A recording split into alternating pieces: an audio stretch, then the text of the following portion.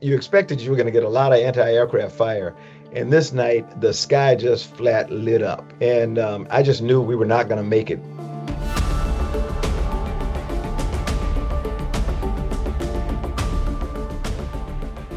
I fell in love with the Naval Academy sight unseen when I was 12 years old.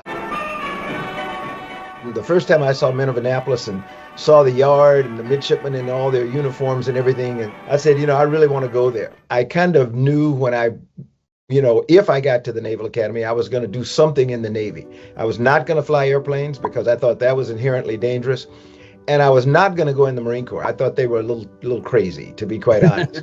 So starting in 9th grade, I began to write my members of my South Carolina delegation. Strom Thurmond, Olin D. Johnston were the two senators. So I also began to write Vice President Lyndon Johnson. And finally, when my senior year rolled around, I sent the letters out again, and the congressional delegation made it clear very quickly that they had no interest in appointing a black from South Carolina. That was not going to happen. We were at the height of the Civil Rights era.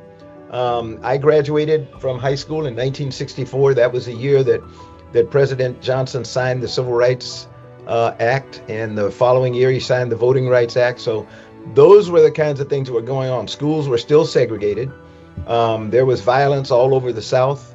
I had applied to Yale and to the University of Pennsylvania, and I'd been accepted, but I decided there was one last chance. And so I pulled out the trusty typewriter and typed out a letter to President Johnson, and never heard from the president. But several weeks later, a Navy recruiter showed up at my doorstep, asked for me by name. When I got to the Naval Academy, and I was the only black in my company, the academy was tough.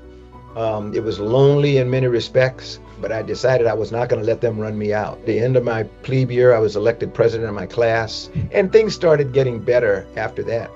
Probably the thing, though, that saved me and many other black midshipmen was there was a woman by the name of Lily Mae Chase who lived on College Avenue right outside Gate 3. From the early days of Wesley Brown, they had invited the one black midshipman and then several black midshipmen into their homes on Saturdays and Sundays to give us a place of respite, a place where we could go and relax. And so that was key for me. Lil was sort of my mom away from home. Nobody was ever blatantly anti-me or anti-black or anything like that I could tell.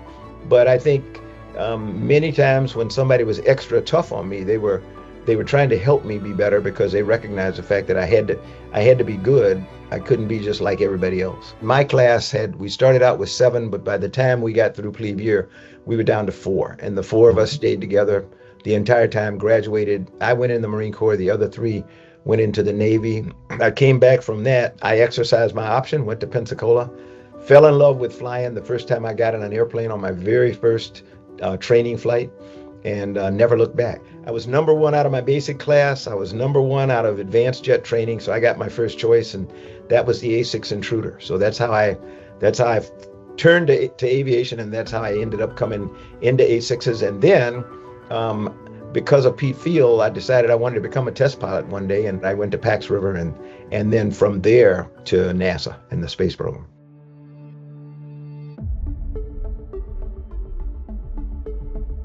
I flew a flight sort of midway through my year there with a guy named Steve Berry, and we had migrated to flying almost all single ship night operations, 500 feet, 500 knots, doing what we call armed reconnaissance, where we were flying the roads looking for munitions coming south from North Vietnam and China, and we would usually have a designated target to hit, and then after that you went off with the rest of your weapons and looked for fast movers. And so you expected you were going to get a lot of anti-aircraft fire, and this night the sky just flat lit up. We tried to fool them by coming in different directions and different altitudes all the time, but this night it was like a fireworks show. And I just knew we were not going to make it because there was no place to go. But I realized every moment I spent jogging or turning was going to be more time in the flak. And so I just told the bombardier navigator, I told Steve, let's just keep on to the target. We'll get through this. We didn't take a hit. We didn't get scratched. We didn't do anything. And I told people, I said, boy, God was with us that night, because we should have been dead.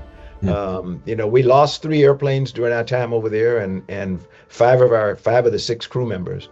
But I was pretty fortunate. I think, if I were to give any message to anybody, it's number one thing is take care of your people. Don't focus on yourself. Decide what you want to do and follow your passion, but most importantly, take care of your people. So that was the way I was raised, and always try to make sure that other people are okay. If you do that, then you'll be taken care of.